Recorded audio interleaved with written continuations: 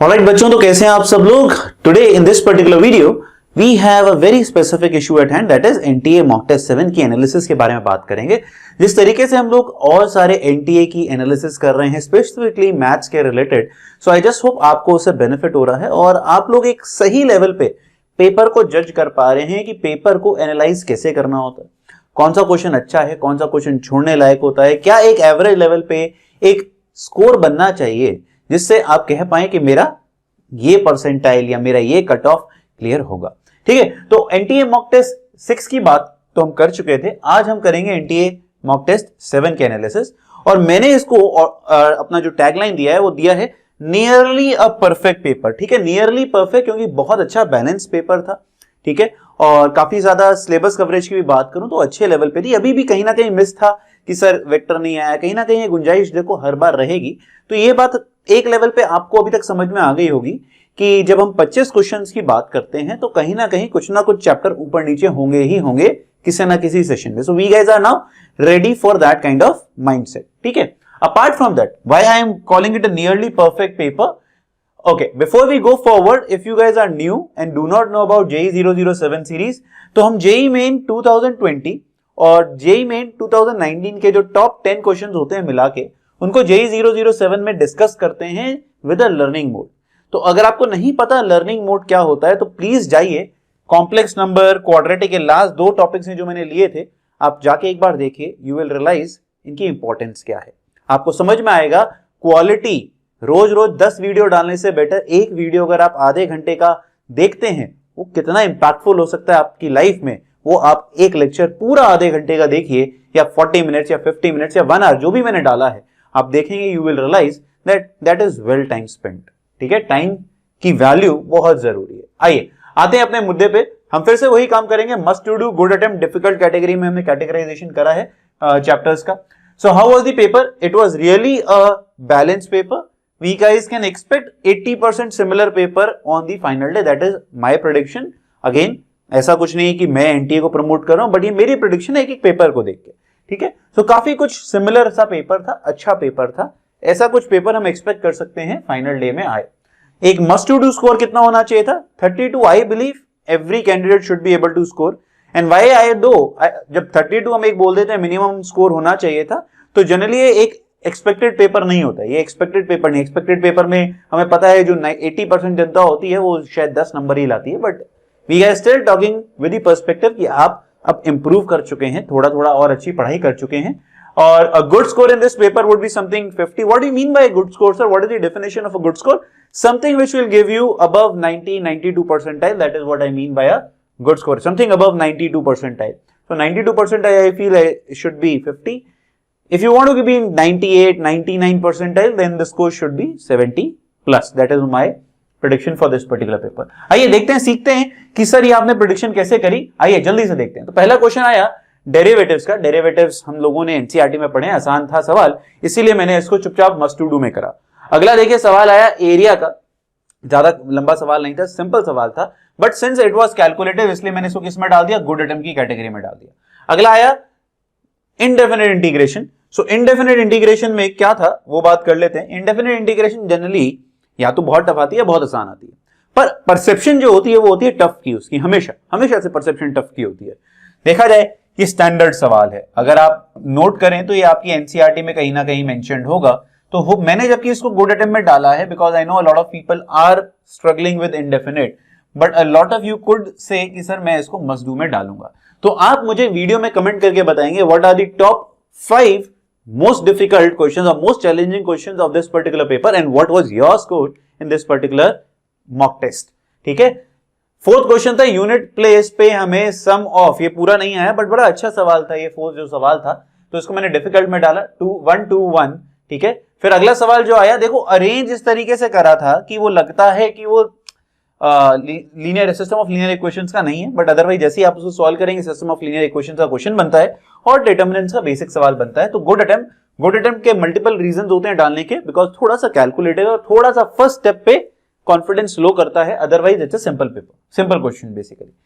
अगले पे आए, लिमिट का सवाल आया, बहुत शानदार सवाल। लिमिट के जो सवाल होते हैं जनरली इतने डिफिकल्ट हम एक्सपेक्ट नहीं करते हैं, ये काफी बढ़िया सवाल था, मतलब इट इज समथिंग जो एज अ टीचर चेहरे पे खुशी ला देता है, वाह यार क्या पेपर में क्या आया। क्यों? क्योंकि इसमें आपको फिल्टर आउट करने के लिए बहुत अपॉर्चुनिटीज थी, एक अच्छे बच्चे को फिल्टर आउट करने के बहुत, इसमें रेस्ट ऑफ द क्राउड तो वैसे ही फिल्टर आउट हो जाएगी, ठीक है। इसमें आप फिर भी आगे चल के 95 और 99 वाले को डिफरेंशिएट कर सकते हैं, that is why it's a very good question. अगला आया मैथमेटिकल रीजनिंग 232। अगला देखिए, foot of normal from the point this to the circle.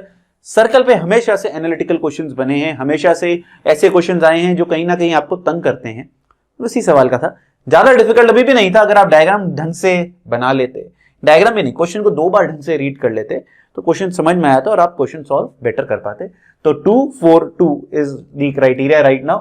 अगला देखें, अगला आया, फिर से देखा जाए तो कुछ ना कुछ क्वाड्रेटिक हमेशा से पिछले 6-7 पेपरों से टफ आ रही है, और विदाउट एक्सेप्शन ये वाला भी अच्छा सवाल था, डिफिकल्ट में डाला। x + 1/x को t डालेंगे, स्टैंडर्ड प्रोसेस है इस क्वेश्चन को सॉल्व करने का।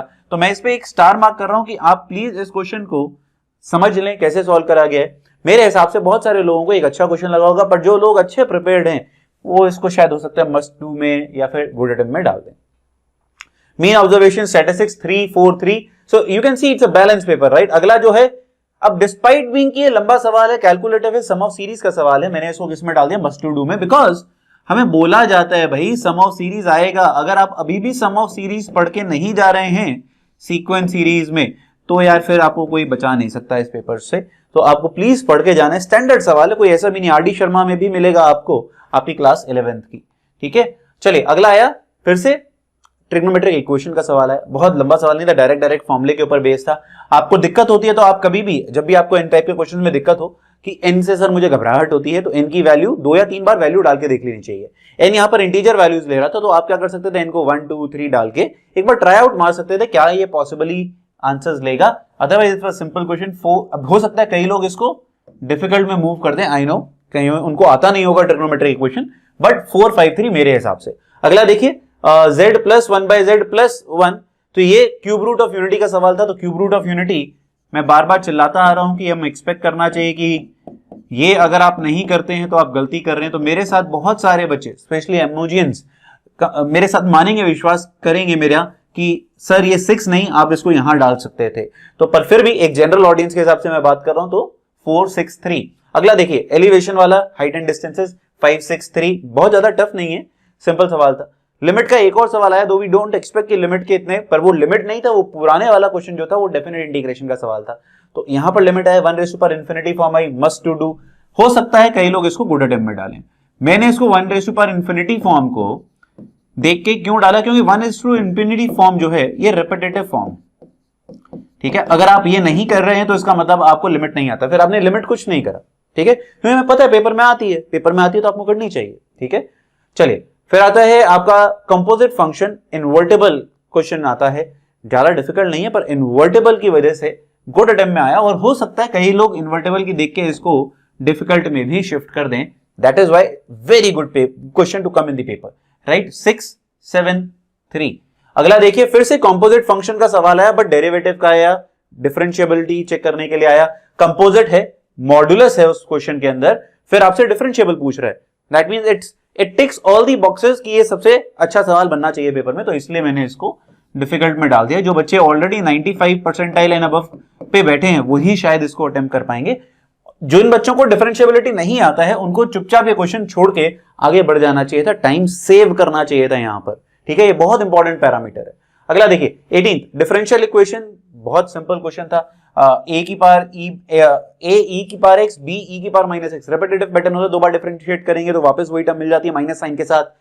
आसान सवाल था, मस्ट टू डू में डाला। 774, तो देख रहे हो कितना बैलेंस पेपर है। 774 डिफिकल्ट ऐसे भी नहीं है कि बहुत ज्यादा नंबर ऑफ डिफिकल्ट क्वेश्चन है, but still it is going very very balance. अगला आया relatively applying the domain of this, very good question. देखा जाए देखने में आसान लगता था, पर यहां पर सिली एरर, ये मैंने गुड अटेम्प्ट में क्यों डाला, मस्ट टू डू में। अब ये तुम्हें समझ में आएगा जब हम बैठते हैं कोई भी चीज को एनालाइज करते हैं तो हम कितना क्लोजली एनालाइज करते हैं। यहां पर सिली एरर का स्कोप बहुत है, ये सिली एरर वाला क्वेश्चन था। तो डोमेन देखने में हम बहुत जल्दी से जल्दबाजी में गलती करके आ जाते हैं कि सर डोमेन क्या होगा 2 3 4 5, बट कई बार कंफ्यूज हो जाते हैं इसमें, जिसकी वजह से कि हम सिर्फ प्राइम नंबर्स लेंगे। सर 2 4 4 तो प्राइम नंबर नहीं है, हमें प्राइम नंबर लेने। वहां कहीं ना कहीं हम सिली एरर कर देते हैं, अदरवाइज इसलिए गुड अटेम्प्ट में डाल रहा हूं, अदरवाइज ये मस्ट टू डू में आ जाता है। ठीक है, अगला टफ सवाल, no doubt about it, inverse का है, जीआईएफ का है, जिनको ग्राफ आता है वो ग्राफ से कर लेते थे बहुत जल्दी। अदरवाइज आप ऐसा नहीं कि इसको क्वेश्चन को सॉल्व नहीं कर सकते हैं, आप अभी भी क्वेश्चन को सॉल्व कर सकते हैं, but it's a challenging question, challenging, ठीक है ना। अच्छा सवाल, but I would say this is really a good question. मेरे से अगर पूछोगे तो I don't expect these kind of questions to come at JEE mains, because ये थोड़ा थोड़ा जेई एडवांस की तरफ टिल्ट कर रहा है सवाल। मेरे को नहीं लगता ऐसा आना चाहिए, बट पेपर है तो करना पड़ेगा। आपको नहीं आता था ये कॉन्सेप्ट तो अभी भी आपको क्या करना था, छोड़ देना था। ठीक है, आइए आगे देखिए। अगला आया फिर से मॉड का सवाल, cos mod x increases maximum value. तो बड़ी सारी चीजें थी, बहुत सारी इंफॉर्मेशन वाला क्वेश्चन था। मैंने इसको डिफिकल्ट में डाला है, but I have a strong believe कि बहुत सारे बच्चे इसको सिर्फ गुड अटेम्प्ट में डालेंगे, टफ में नहीं डालेंगे। बट अगर मैं फिर से जनरल ऑडियंस के बारे में बात करता हूं, एप्लीकेशन ऑफ डेरिवेटिव का सवाल है, कॉस मॉड तंग करता है, इंक्रीजेस है तो इंक्रीजिंग के लिए F dash x greater than 0 लगाना पड़ेगा, और मैक्सिमम के लिए डबल डेरिवेटिव पे उसकी वैल्यू 0 चेक करनी पड़ेगी कहीं ना कहीं कंफ्यूजन का सवाल आ जाता है, वो हमें देखना है। ठीक है, चले अगला देखिए, distance between the point this and the point, ये लड्डू क्वेश्चन आया। ठीक है, वेक्टर 3D, जबकि हम बोल ही रहते कि वेक्टर 3D के क्वेश्चन आने चाहिए और वो स्कोरिंग होते हैं। सिंपल सवाल, कुछ भी ज्यादा ऊटपटांग नहीं था, मस्ट टू डू में हमने डाल दिया चुपचाप। ठीक है, आइए आगे बढ़ते हैं, देखते हैं। अगला आया एक्सपेंशन सीरीज का सवाल। ठीक है, कि एक्सपेंशन है, the sum of binomial coefficient lies between, sum of binomial coefficient का मतलब क्या होता है, जब आप x को 1 डाल देते हैं। ठीक है, x को 1 डालते हैं तो क्या आएगा, NC0, NC1, NC2, NC3 up till NCn, which is actually less than 2 raised to power n, मतलब वो एक्चुअल में वैल्यू क्या बनती है, 2 raised to power n। तो that means 2 raised to power n 200 से 400 के बीच में होना चाहिए, उससे आप n की वैल्यू निकालेंगे और आगे क्वेश्चन सॉल्व करेंगे। अच्छा सवाल है, मतलब मैं ये कहूं नहीं सर लॉलीपॉप सवाल है, वो कहना गलत होगा। ठीक है, वो मॉकरी करना होगा, बट अच्छा सवाल है, मतलब बहुत टफ नहीं है, मतलब टफ तो किसी लिहाज से नहीं है, पर बहुत आसान सवाल है ये भी नहीं कहूंगा। स्कोप ऑफ एरर एकदम से नहीं समझ में आता है, ये जो 2 raised to power n वाली बात यहां करी गई है, that's the reason I have put it in the good attempt category. अगला देखिए, कॉइन का क्वेश्चन आया, दैट प्रोबेबिलिटी, एक तो नाम सुन के काफी सारे बच्चे डर जाते हैं। फिर इसमें आया इवेंट बेस्ड क्वेश्चन आया, गेम बेस्ड क्वेश्चन आया कि इवन नंबर पे गेम जीता जाएगा, तो इसलिए मैंने इसको डिफिकल्ट में डाला है। काफी सारी चीजें थी, हिडन थी कि यार हाँ P+Q 1 होता है, बायस है, पर फिर भी क्या रहेगा, P+Q तो 1 ही रहेगा, ऐसा नहीं है बायस होने की वजह से आप P+Q 1 नहीं बोलेंगे। हेड और टेल ही आ सकते हैं, they are exclusive mutually exhaustive events, exclusive as well as exhaustive events, right. So good सवाल, 8, 9, 7, so that has been the ratio till now. Last question देख लेते हैं एक बार, स्ट्रेट लाइन का सवाल आया। स्ट्रेट लाइन का बहुत आसान सवाल था कि यार लाइन दे रखी है, मतलब लॉलीपॉप सवाल था, ये लॉलीपॉप सवाल था, क्योंकि ये आप लोग 10वीं में भी करते आए हैं, 11वीं में भी करा है, और 12वीं के लिहाज से बहुत आसान सवाल था। तो 9, 9, 7, so that is where it's a very now you can see very well balance paper. Difficult भी जो थे, अब ये बैलेंस और मैं नियरली परफेक्ट पेपर क्यों कह रहा था, समझ में आया आप लोगों को? ठीक है, तुम्हें रियलाइज हुआ होगा कि ऐसा पेपर आप एक्सपेक्ट कर सकते हैं। क्यों? क्योंकि जो डिफिकल्ट कैटेगरी भी थी वो ऐसा नहीं था कि बहुत ही ज्यादा डिफिकल्ट थे, राइट। वो कहीं ना कहीं ऐसे क्वेश्चन से जो अच्छा कैंडिडेट जरूर सॉल्व कर लेगा और 99 परसेंटाइल बना लेगा अपने लिए, अपने आप को डिस्टिंग्विश कर लेगा रेस्ट ऑफ द क्राउड से। बट ऐसा भी नहीं था कि बहुत सारे बच्चे 90% नहीं बना पाएंगे, 90% बनाने की भी उन्होंने बहुत अपॉर्चुनिटीज दी थी। देखो 9 और 9, तो अगर आप यहां से आधे क्वेश्चंस भी निकाल लेते तो 9 क्वेश्चंस निकालते, या 10 क्वेश्चंस की भी मैं मान के चलूं तो 40 नंबर की संभावनाएं थी। 40 a very good score to get out of this particular paper, that is why मैंने थोड़ा सा गलती का भी पैरामीटर काउंट करके 32 कर दिया। But even if you have scored 30, it should be minimum 30, but I would have expected कि 35 जरूर बनना चाहिए था। ठीक है, so this is my analysis of the mock test 7 of the NTA. I hope you have liked it and you are learning. आपका जरूरी क्या है, इसमें लर्निंग हो रहा है कि हाँ किस तरीके से हम लोग पेपर को एनालाइज करते हैं, कौन सा क्वेश्चन करने वाला है, कौन सा क्वेश्चन छोड़ने वाला है। ठीक है, चलिए गाइस, सो आज जाते वक्त मेरी जो कंसिस्टेंट स्टेटमेंट है पिछले 5 मॉक टेस्ट के एनालिसिस से, success consist of going from failure to failure without loss of enthusiasm. So that means आप मॉक टेस्ट पे मॉक टेस्ट देते रहिए, अपना एंथुजियाज्म मत लूज आउट करिए because of your bad score. Your journey is to give more and more mock tests because the goal is a very big goal which lies way ahead. छोटे मोटे पत्थर रास्ते में आते रहेंगे, उनसे फिसल के अगर आप खाई में ही गिर जाएंगे या डर के मारे कि मेरे को खाई है सर मैं गिर जाऊंगा, आप चलना बंद कर देंगे, तो यार सक्सेस तो मिलेगी नहीं। सक्सेस उसी को मिलेगी जो डरेगा, डरना गलत बात नहीं है, जो डरेगा पर फिर भी चलता रहेगा, दैट इज सक्सेस। ठीक है, तो डरिए, कोई दिक्कत नहीं है, पर हिम्मत मत हारिए, अपना रास्ता मत छोड़िए, उस पर चलते रहिए, जीत आपकी ही होगी। ठीक है, चलिए, God bless you all, I will see in the next analysis. Do let me know in the comment section आपको टॉप 5 डिफिकल्ट क्वेश्चंस कौन से लगे और आप लोगों के कितने मार्क्स बने इस पर्टिकुलर मैथ्स के पेपर में। चलिए, बाय बाय।